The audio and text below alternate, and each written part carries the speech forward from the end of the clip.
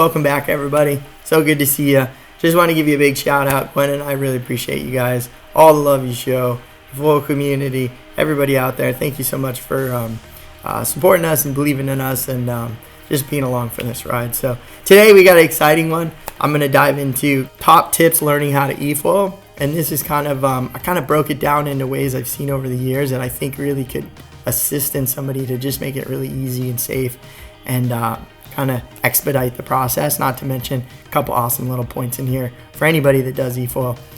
So let's get to it. You know, the most amazing thing about efoiling is the fact that you're just completely flying, completely free.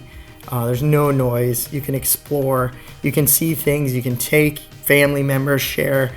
It's such a beautiful thing. So as we break it down, you want to get into efoiling. Most important thing is getting a setup, whether it's, you know, safe and easy to start on.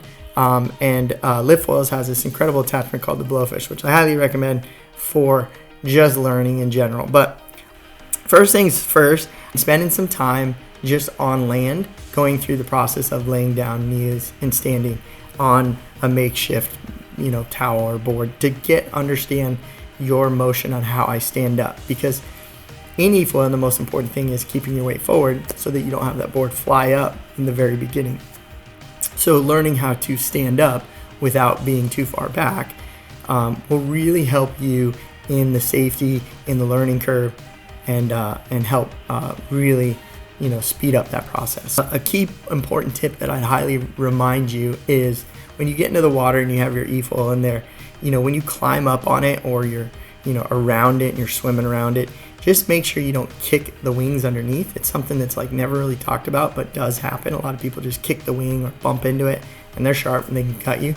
So just be aware when you're in the water climbing onto your efoil. It'll really help you maybe hopefully not ding yourself up. Always wear your safety gear, helmets, impact vests, anything you feel comfortable to make that process nicer for you and safer is definitely going to help in that learning curve. When you're first starting to increase power with your efoil, it's very important. We're going to look at weighing here, how we break down when you increase the power. The board wants the propulsion and the jet, we'll call it underneath, wants to come up or push up. And if your weight is back, that board will turn like this. And so the goal is to keep that momentum going and get that board to plane out just like a wakeboard boat. So you want it to plane. So how you accomplish that is sometimes in a boat, people just put everybody at the front of the boat to get the boat to plane out. So it's the same thing with the efoil. So get all your weight forward and really, even if you inch your elbows up on the front, you get them all the way up there and it'll make that efoil plane out. That really helps in the very beginning, and setting that remote to the minimal planing speed will really help you, because once you get minimally planing on the efoil, then you can literally have full throttle and you're just planing and you're laying down, you can go to your knees, go to standing, and all I have to do if anything goes wrong is just let go of the remote and everything stops, versus me having too much power, too little power, too much, too little. It really will help that learning curve. So that's kind of one of the most I would say mistakes everybody does make on an efoil, probably because they see a lot of other efoilers or pros out there doing it, is they increase the power to get going, they start to move, and they instantly try to go to standing. Now, with that board, again, at an angle that's vertical, not flat, well, that propulsion's trying to go up, not forward. So it's even more of a struggle, and you have to be even more forward. So that's kind of one of the biggest mistakes everybody makes is, you know, trying to stand up too soon. So get that board planing before you even think about going to your knees or standing up. It'll make that learning curve a lot easier. Ride around on your stomach. The goal of having the board flat on the water and riding around is just to get comfortable with your surroundings, see how everything feels, how the board tilts. And then when you feel comfortable with laying down, you can just go to your knees. Now, how I go to my knees, obviously, keeping that hand forward, keeping your weight forward will keep that nose from coming up or foiling. Once you get to your knees, finding a good sweet spot to keep that foil from flying, and two, you know, learning the balance points of the board, and, you know, a wider stance with your knees will really help with balance and support. You know, a good point to see is, you know, if I just shift my weight or I just happen to be on my knees and my weight goes back, it's very reactive how fast these foils will come up, and you instantly have to get that weight forward to bring that foil down, or you're going to fall over and crash. So it's really important to know that like everything you do foiling is very minute movements, very little movements. We're going to dive into this awesome clip of Wayne, who's 69, who's on a 4.2 lift efoil, and just really demonstrates a really good process on how to get up and get up on foil. So as we watch him, you can see at the slower speeds, he's really, inching forward, getting over that nose, getting that board to plane out before he even attempts to go to his feet or even to kneel. So his goal is to just get that board planing by inching forward, increasing throttle.